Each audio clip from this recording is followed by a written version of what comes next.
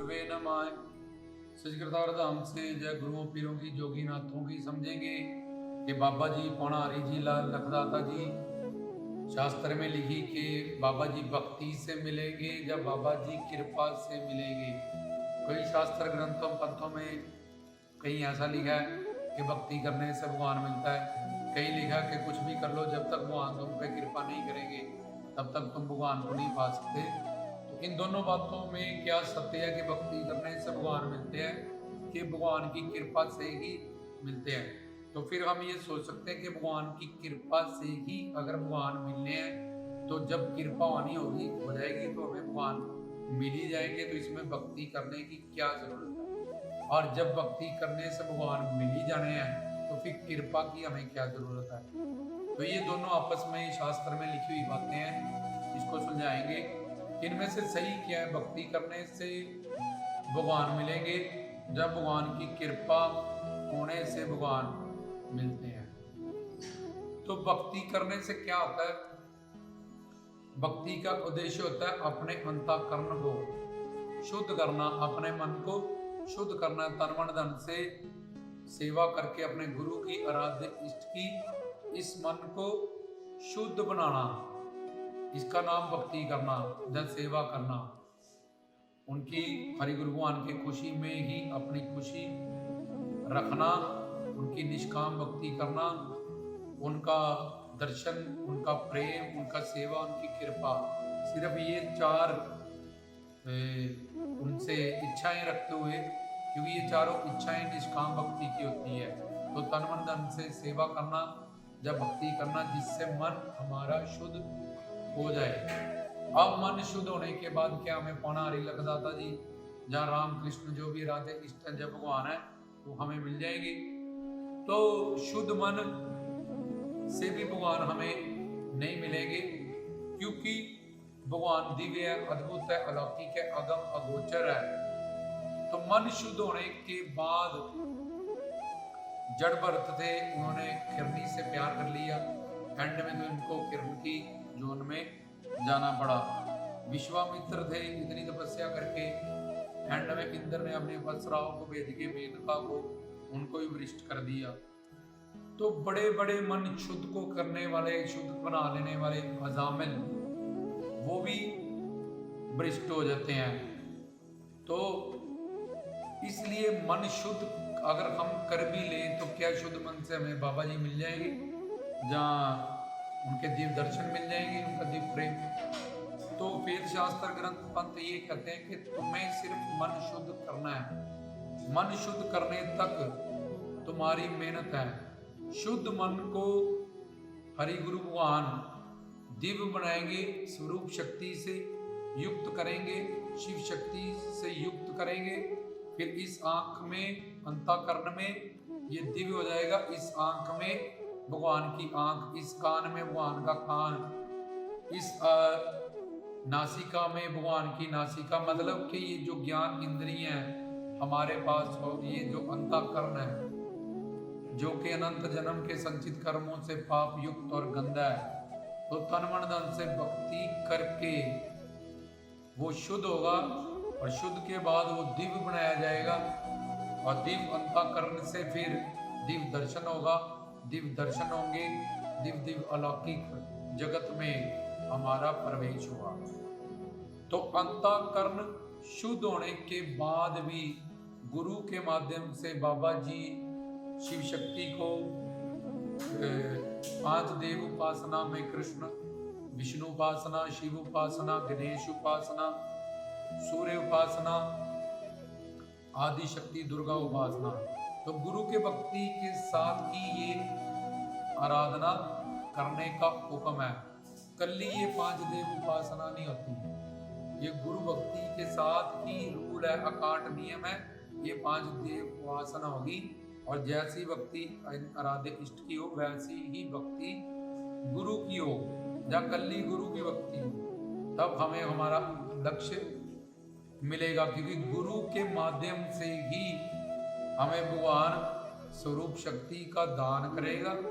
गुरु के माध्यम से गुरु ब्रह्मा बन के ज्ञान देगा, विष्णु बन के दिए ज्ञान की रक्षा करेगा, रहते ज्ञान की जिम्मेवारी लेगा और गुरु महेश्वर, और गुरु के माध्यम से ही हमारे पापों से, संचित कर्मों से, अज्ञानता से, अविद्या से लड़ेगा। और गुरु साक्षात परब्रह्म फिर प्रैक्टिकली साधना करते हुए हमें जो जो प्रॉब्लम आएगी हमें समझाएगा और हमें हम पे कृपा करेगा, हमें रास्ता दिखाएगा, तन मन धन से हमें सेवा देगा, मन शुद्ध करने में भी हमारी हेल्प करेगा और शुद्ध होने के बाद उसको दिव्य भी गुरु ही बनाएगा। तो इसलिए शुरू से लेके आदि से लेके अंत तक, या शुरू से लेके सेंटर में एंड तक हमें गुरु की ही जरूरत है। तो भक्ति हम जो करेंगे उसका हिसाब कौन रखेगा कि हम इतनी भक्ति कर रहे हैं, इतनी शरणागति कर रहे हैं, संसार से हमें कितना विराग हुआ और संसार से इतना मन विरागी होया और गुरु जी में, बाबा जी में इतना अनुराग हुआ। क्योंकि जितना उधर से मन हटता जाएगा उतना ही इधर जुड़ता जाएगा, जहाँ जिधर इतना जुड़ता जाएगा उधर उतना हटता जाएगा। क्योंकि ये तकड़ी है, अगर एक तरफ झुकेगी दूसरी तरफ ये ऊपर जाएगी। तो इसका हिसाब कौन रखेगा कि तुमने कितनी शरणागति कृपा की या भक्ति की? तो भगवान रखेंगे। तो भगवान की यही कृपा यहाँ भी जुड़ी हुई है कि तुम कितनी भक्ति शरणागति समर्पण कर रहे हो मन बुद्धि का अपने हरि गुरु इष्ट और गुरु जी के साथ आराध्य इष्ट के। तो ये भी कृपा है, क्योंकि हमारे सारे कर्म भक्ति वगैरह तो सारी जड़ है, हमारे कर्म उसको फलीभूत परमात्मा करेगा। तो भक्ति का हिसाब भी प्रभु रखेगा, ईश्वर रखेगा, हरि गुरु रखेंगे। तो यहाँ भी कृपा। और दूसरा, जब हमारा मन शुद्ध हो जाएगा तो शुद्ध मन को वो दिव्य बनाएंगे। दिव्य मन से हमें फिर दिव्य दर्शन मिलेगा, दिव्य शरीर मिलेगा, दिव्य अंतःकरण मिलेगा। ये कृपा है। तो हम समझ रहे थे कि भगवान को पाने के लिए भक्ति से भगवान मिलता है कि कृपा से भगवान मिलेगा। तो कृपा से दिव्य अंतःकरण हुआ, अंतःकरण शुद्ध होने के बाद। और शुद्ध किससे हुआ? भक्ति से। और भक्ति कितनी हुई? शरणागति। ये हिसाब किससे रखा गया? कृपा शक्ति से। इसलिए भगवान को पाने के लिए अंतःकरण की मतलब का दिव्य बनना जरूरी है। दिव्य बनने के लिए अंतःकरण को शुद्ध होना जरूरी है। शुद्ध होने के लिए भक्ति करनी जरूरी है।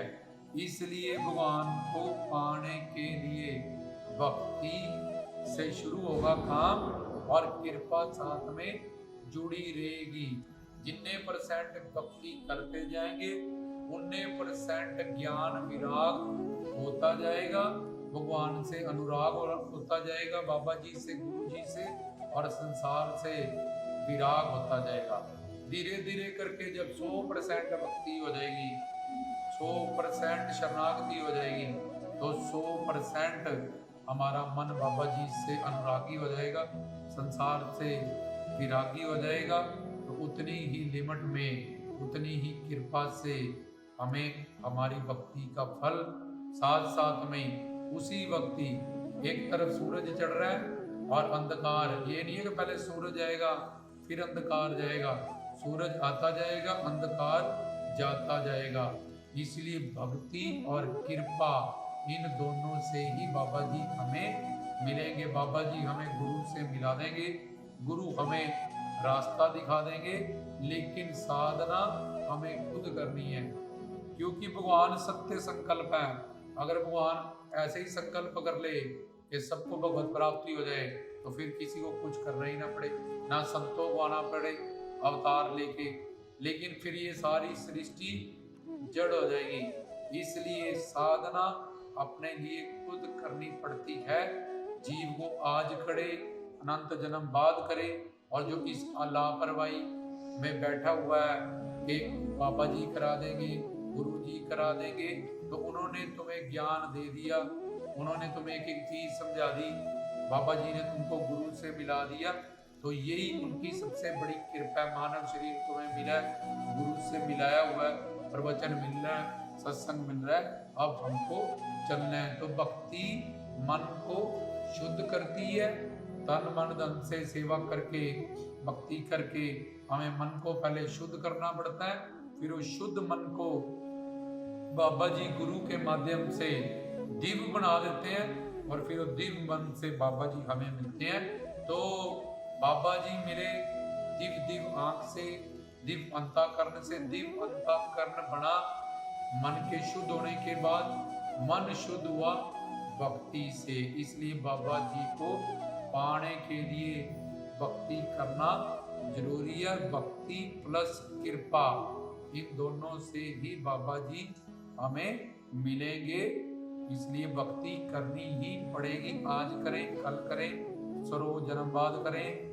जब तक भी हम भक्ति नहीं कर लेंगे, हमारे मानव चोले का जो सच्चिदानंद स्वरूप हमारा लक्ष्य है, कुछ भी पाके, कुछ भी हासिल करके, कहीं भी पहुंच के हमें सुख शांति प्रेम आनंद नहीं मिलेगा। इसलिए भगवान कहता है मैंने तुझे अपनी भक्ति करने के लिए ये चोला दिया है, बंदे मैंने तुझे बंदगी करने के लिए बंदा बनाया, कुरान शरीफ कहता है। इसलिए भक्ति और कृपा इन दोनों से ही भगवान मिलते हैं, ये एक दूसरे से जुड़ी है। कल्ली भक्ति करेंगे तो मन शुद्ध हो जाएगा, और जब तक कृपा नहीं होगी, जैसे जपजी साहब में भी लिखा है धर्म खंड, ज्ञान खंड, सरम खंड और उसके बाद कर्म खंड, सच खंड। ये कर्म खंड मतलब कृपा। जब तक हरि गुरुवान से स्वरूप शक्ति नहीं मिल जाएगी, उनकी पूर्ण शरणागति नहीं हो जाएगी, तब तक दिव्य शरीर, दिव्य दिव्य चीजें हमें नहीं मिलेगी। और जब तक भक्ति नहीं करोगे, मन अंतःकरण हमारा शुद्ध ही नहीं होगा, तो इंद्रियों की भक्ति अगर हम करते रहेंगे, चार धाम घुमाएं, वहां से आए, जप कर लें, पाठ कर लें, तो ये सर्व कर्म कांडों में ही लगे रहेंगे, तो भक्ति शुरू भी नहीं होगी। कोई इन सब चीजों से मन कभी शुद्ध नहीं होगा, उल्टा हो अहंकार हो जाएगा कि हम यात्रा पे जाते हैं, हम हर महीने गुफा पे जाते हैं, हम हर जन्मदिन गुफा पे मनाते हैं, हम पीर नगाए जाते हैं महीने महीने, हम हरिद्वार जाते हैं, हम तिरुपति बालाजी जाते हैं, हम वैष्णो देवी जाते हैं, और नया। तो इन सब चीजों का उल्टा अहंकार और अंदर आ जाएगा। तो मन की शुद्धि करनी पड़ेगी।